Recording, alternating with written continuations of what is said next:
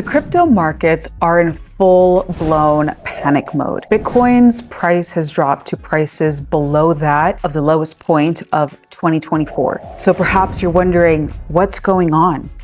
Why are we dumping so hard? And should I sell everything now? The simple answer is, which is not financial advice, mind you, but the answer is no. So in today's video, I'm going to tell you exactly what's the cause behind this dump, who exactly is selling and why. And I'll even show you a super simple strategy that will lead to massive gains using one simple indicator, because it definitely pays to be greedy when everyone else is fearful. That said, guys, welcome to my channel. My name is Jessica, and without further ado, let us get started with today's video.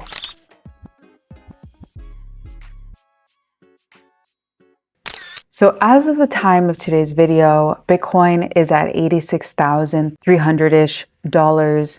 You can see just by plainly looking at the screen here, we're getting a green candle, finally pumping back up a bit. But let's get into the rest of the show so you have an idea on where I stand regarding Bitcoin and the rest of the market. That said, we know, and as we can see here shared by cryptoquant.com, that this is basically the biggest capitulation or drop since August of 2024. So some think the bottom is in, as I was saying in the intro, and you can go on to read what's on the screen, but a total of 1.7 billion in coins were distributed at a loss on the 25th, so 2 days ago. And we know that the fear and greed index, which actually you can go find yourself on CoinMarketCap, is at an extreme low, which we know is always followed by a bounce. And actually this indicator is very, very important. But let's keep going. But let's just read what Rajat Soni, who shared this tweet, has to say. Let's just read the last part because this really frames the whole video. He goes on to say, if you buy Bitcoin without studying it, you're going to sell it out of fear and you're going to lose money, right? So that's basically who's selling right now in the market. We have this very famous quote by Baron Rothschild. We know the Rothschilds family in the US is a legendary historic financial family that had a bank. So there's a very famous quote by Baron, and he says, buy when there's blood in the streets, right? When it looks like the market is slaughtered, that's when you need to buy. But what no one really knows about, or what no one often reads along with the rest of this quote, is that you buy when there's blood on the streets, even if the blood on the streets is your own, right? That just speaks to a whole other level of investment strength mentality. Next, we have Bitcoin Ape here sharing with us from X, basically explaining the way it works, right? So let me just skim through this and focus on the most important parts. But he goes on to say, right, that the Bitcoin Fear Greed Index is back at an extremely scared market is what we're seeing. He goes on to say, this is a zone that historically has been the best time to buy and build positions. Then he goes on to explain how it works, right? So when there's extreme fear, weak hands, or people that are just in it, like a quick buck, they're just trying to turn money very fast, they will panic sell during these crashes, creating prime buying opportunities for smart money, right? And then the opposite is also true. So remember that when the market is extremely frothy or greedy, the retail or the rest of the market, mainly new people, they FOMO in, right? Fear of missing out. So they put in over leverages or chasing green candles, and it's usually at that time that they get liquidated. So they go on to say, they bullet pointed out for us, right? Extreme fear, which I just showed you that chart a moment ago, and you can go back and pull it up. If the fear index is between 0 and 25, then this typically marks a bottom. And this is typically when smart money buys. They come in here to buy their favorite crypto tokens at a discount. And then the opposite is true. When there's extreme greed in the market, which is between the 75 and the 100 marker, this is typically a time to take profits. And this is where smart money, very educated investors, they will sell some. They won't sell all, but they'll sell some, right? 5-10% like that, right? So the secret is simple. Buy when others are scared and sell when euphoria peaks. Because in crypto, it's not what you buy, it's when you buy. Extreme fear equals extreme discounts. Hodl strong, the real ones win. So here's the dial. I'll zoom in on for you. So remember, between 0 to 25 usually marks a bottom. bottom, and between 75 around here to 100 typically marks a top when smart investors know to sell. And then as Carl Menger also shares with us, that it's technically the weak hands that sold that are accounting for all the sell-offs right now. It's obviously not the diamond hands or the real believers in Bitcoin, the real whales and big holders of Bitcoin, right? So technically it's all the tourists, as Carl Menger puts it, that are leaving the ark, like Noah's Ark. And this is actually very bullish, right? It's ultimately very positive. It's a good indicator for the health of Bitcoin and the rest of the market. And then we have James Van Straten also validating this point, and he's a senior analyst at CoinDesk. He says basically right now it's the short-term holders who bought Bitcoin at the top are selling spot Bitcoin, right? He's saying that right now the sell-off is not leverage driven. Perpetuals are not negative. And that's why equities such as Strategy, or previously known as MicroStrategy's stock, MSTR, are green. So it's just your typical old-fashioned fire sale in Bitcoin. And I couldn't agree more. And then just quickly, if we zoom out and we take a look at how the macro Bitcoin situation is going right now, which can be considered the Bitcoin ETFs, since it's institutional money that mainly buys these, you would see it's been a week. It's just been all in red, right? So I'm not going to focus on this too much, but it's just a fact. The market is red right now, and in large part it's due to the tariffs. We know that President Trump and Elon and everyone gave this big talk at the White House explaining where they're at with everything. And we know that the 25% tariff was imposed on Europe after all. So anyway, we're going to get into more of that here in this video. So let's keep moving on. But first, just to understand more of what is going on with the Bitcoin ETFs and why they're dumping and what all of this really means, right? Because we know it's ultimately a very wonderful and positive thing that the Bitcoin ETFs were approved this last year. It's brought so much attention and global adoption to Bitcoin, which ultimately helps everyone. That's what's so beautiful behind Bitcoin and true and good crypto token economic systems is that the more people enter, the more value the tokens gain. And it's just a wonderful system. But that said, we know that the Bitcoin ETFs represent a whole other body and new sector in the business marketplace. And the people holding and the price action, we see expressed through Bitcoin, it's not the same holders, right? In some cases, there's an overlap, but in large part and there are different pockets of people. So anyway, let's just read what Kashif here, Raza, has to say to this point. He says, not all ETF buyers are long-term holders. Only 44% of Bitcoin's ETF purchases in the US are meant for long-term holding. Less than 50%, guys. The rest are likely short-term trades or speculative moves, according to 10x research. So if we take a look at the total inflows for this last year, closing the year 2024, 39 billion, almost 40 billion in new money flowing into this new asset type, right? The Bitcoin ETF. And then if we compare long-term versus arbitrage ETF purchases or purchasers, okay, 44% are long-term holders of Bitcoin ETFs and 56% are arbitrage holders. So their strategy with arbitrage trading, and this is what I was talking about in my intro, is buy spot ETFs and short BTC futures, right? It's called a carry trade. So recent outflows are 552 million outflows in 4 days. Incredible. We're going to keep getting into this, so just hang tight. We have Alex Elkarif here also sharing with us more on this thought, right? He explains the whole logic and explains what carry trading is. But first he says, Bitcoin ETFs lost a record $516.41 million on February 24th, right? Monday saw the second largest outflow of the year. But behind the headlines, as I was saying, an interesting dynamic is at play. Here's what you need to know about the carry trade. So first, let us understand the Bitcoin ETF landscape. The launch of a Bitcoin ETFs ranks among the most successful of all time. However, the February 2025 data shows a shift in capital flows. Bitcoin ETF launched in January of 2024, and it has already outperformed more than 90% of all other ETF in the first quarter. And these ETF have had over $10 billion invested in them in less than 2 months.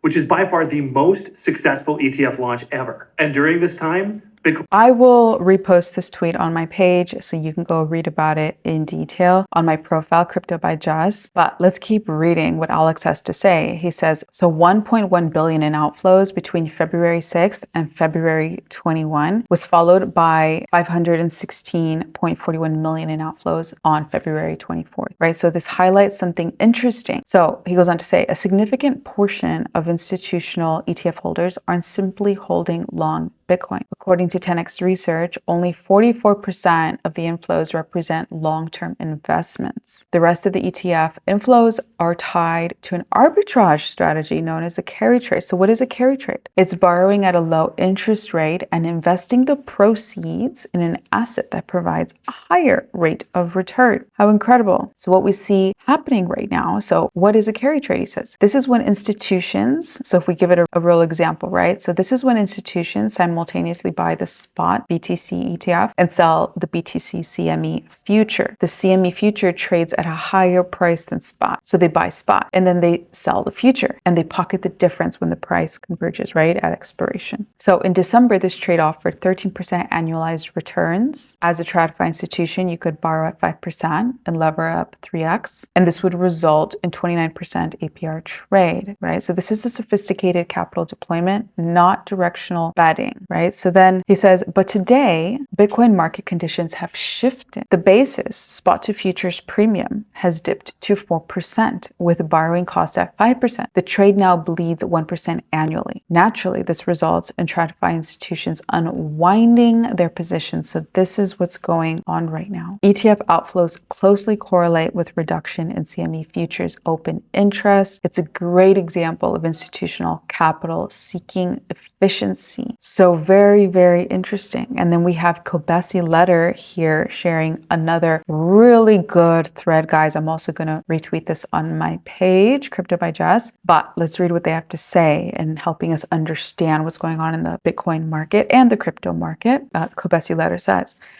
the trade war is back. Minutes after President Trump announced the 25% tariff on the EU, the S&P 500 erased $500+ billion of market cap. Meanwhile, Bitcoin just broke below 84,000 for the first time since November 11th. So what's next? They share this incredible thread explaining the timelines. We know at 12:30 p.m., President Trump started his speech, the White House announcing, right, his 25% tariff on the EU. And then he recently has also said he would be implementing, after all, his tariff on Mexico and Canada, which are set to begin in April. So the market is sort of anticipating that.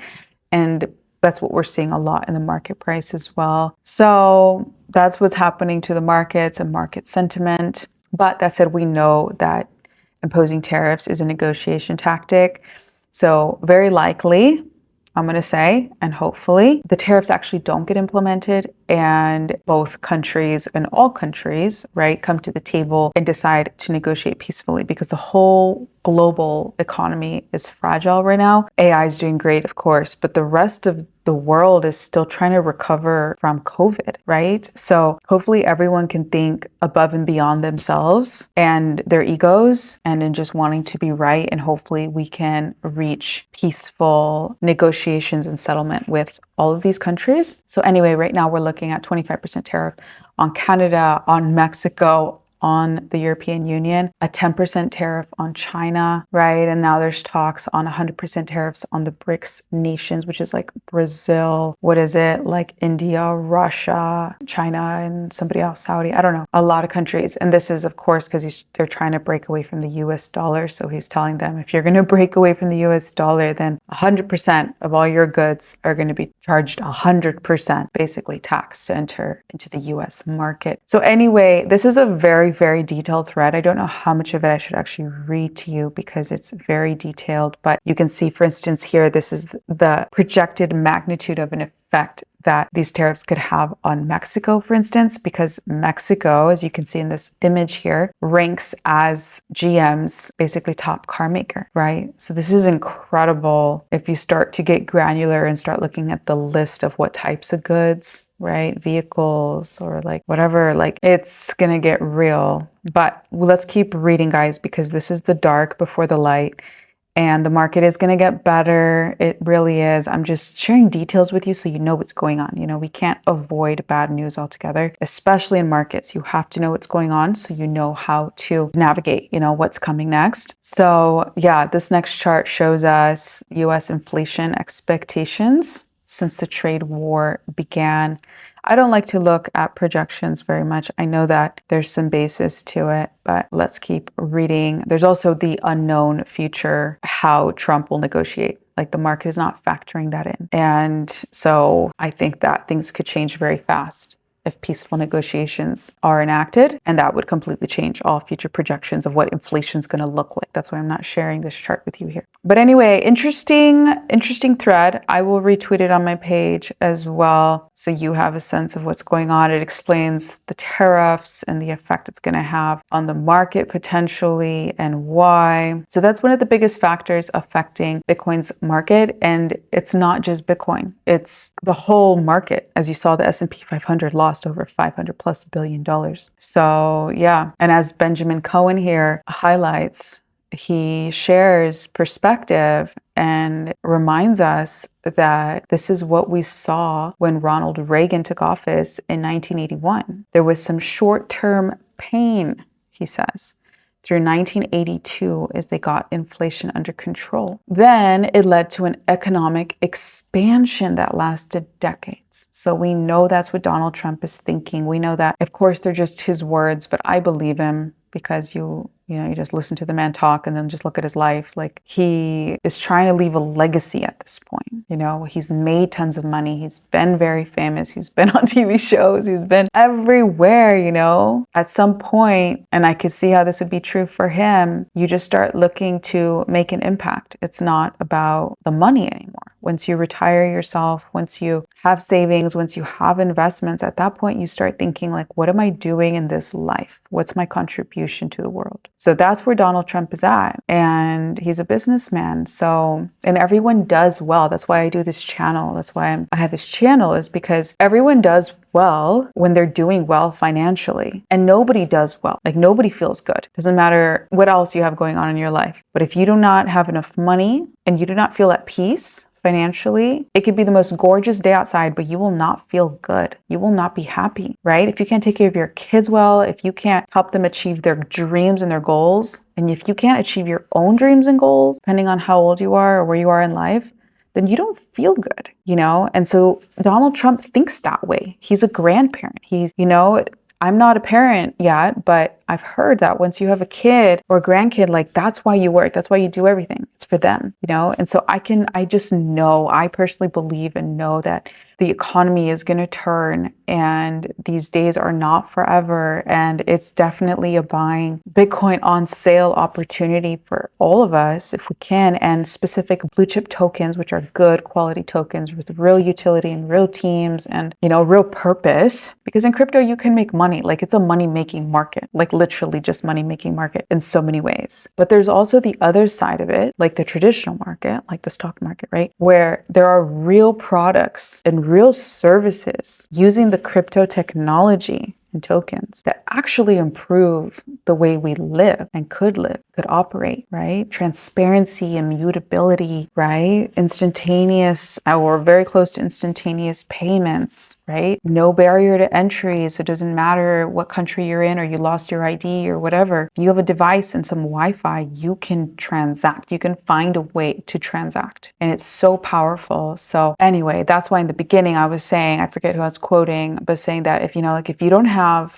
don't understand Bitcoin fundamentally or the crypto tokens you're holding fundamentally, like that's who's selling right now. on the market. That's why Bitcoin has been dumping, because it's everyone who doesn't truly understand Bitcoin and Bitcoin's power. But everyone who does is not going to sell. So I'd encourage you to go read the Bitcoin white paper, run it through ChatGPT to tell you like bullet points, why it's so important, right? Why you should care, why the world should care. Do the same with the crypto tokens you're holding. Grab the white papers, run it through ChatGPT, try to really understand. Like, of course, go read the website and the socials, but there you're going to get a lot of marketing. You have to understand. So you'd go read the white paper, the technical paper. That's where you'll understand. And then in using the product, hopefully it has a product that's usable. But anyways, guys, wrapping the show up now, we have Ki Young Ju sharing, who's the founder and CEO of CryptoQuant, basically confirming what I'm saying. You know, if you're panic selling now, you're probably new, right? It's not your fault, or you just didn't do enough reading or research on what you're holding, right? So he goes on to say a 30% correction in Bitcoin during a bull cycle is common. It dropped 53% in 2021 and still recovered to all-time highs. Buying when prices rise and selling when they fall is the worst investment strategy. Invest with a clear plan, right? I had to learn all these lessons too. It's painful, it's real, it's your real money, you know, and your stress connected to it. So it is a painful journey, but once you get it, everything that I've been trying to share with you in all of my videos, once you can get the correct investor mentality, crypto investor and Bitcoin investment mentality, then you're golden. Nice and steady does it, you know? Nice and steady. Just keep going. That's it. Don't do anything out of rash emotion. So anyway, looking back at history, you would see every time here, as shared by Docs XBT, every time there was a major drawdown in Bitcoin's price, basically since the FTX bottom. And here's a list. There's been 9 times, and every time Bitcoin dropped a minimum of 17.9% all the way up to like 30.2%. So very normal, guys, what we're going through. So everyone take a deep breath. You're okay. We're all okay. And then we have Yano here, Jason Yanowitz, sharing an awesome tweet. I love this. I'm going to retweet it. And I couldn't agree more. He says, confused by those not bidding here. Do you genuinely think the cycle is over? Do you think Trump won't do everything in his power to pump this market? Do you think pro-crypto regulations that we've waited on for several years will have zero impact? Do you think you sound smart by pontificating about macro and being bearish, right? Anyone who's bearish and says the bull market is over and all these things, like, come on, like it's not. Bitcoin is going to at least 500,000, 350 to 500,000 this cycle. According to Larry Fink, my new CEO of BlackRock. We've also had Michael Saylor, I've shared in past videos, sharing that, you know, just based off of inflation factors, that Bitcoin will be worth like, what did he say? 20 some million in the next 20 years or so. Forget exactly. But anyway, let's keep reading. Yano says, do you see every major financial institution and fintech launching crypto products? Do you not believe? Why do you not believe, right? Like, connect the dots. People can put everything in front of you, but if you're not capable of looking at it, thinking about it, and then seeing how it connects with everything else around you, then maybe putting your money into the markets is not for you, because it does require that. It absolutely requires that. You don't have to be a trader and live on your screen, checking prices like every 5 minutes. I'm definitely a fundamentalist and a big picture person, so I zoom out. But it does require you to keep up with the news. That's why I bring it to you and I prepare it every day. And I have an incredible team that helps me do this. I do this so that you're informed, because you have to be informed when your money is in the market, subject to the political landscape. So then we have Nick, actually, who's the CEO and co-founder of Coin Bureau. He says, smart investors are able to separate the signal from the noise. Right now, the noise is overly negative sentiment on the timeline. So the signals are here. The SEC is dropping Coinbase's lawsuit. The SEC is also dropping Uniswap's lawsuit. They're dropping the appeal of broke deal rule. The SEC acknowledging Grayscale's revised ETH ETF, the SOP 121 being revoked. Remember, it was so limiting for crypto, for companies to buy crypto. The Genius bill, and then we have Citadel, which I'm still not sure if that's a good or bad thing, frankly. But Citadel, what is it? Holdings or financial, some big money market maker, right? Like liquidity supplier. They're going to be now market making for crypto. So this is going to just accelerate the space and the growth. but it also means we have big smart money market making on us, right? Buying and selling on the market. So that's why I don't know if it's a good thing, but oh well. So we have all the signals, guys. Very negative sentiment, and we all know that creates a very high fear index, and that's when smart money buys. That's all we need to remember. So okay, guys, I hope you enjoyed today's video. Everything is okay. It's definitely a time to buy more Bitcoin if you can, and if not, it's a time just to be patient. And I know I've been bringing you this news for the last few days, but I'm going to continue to, and I'll continue to be here for you as well. So this is my wish to you, to just hang tight. Everything's okay. And I will be back here with you again tomorrow. Ciao.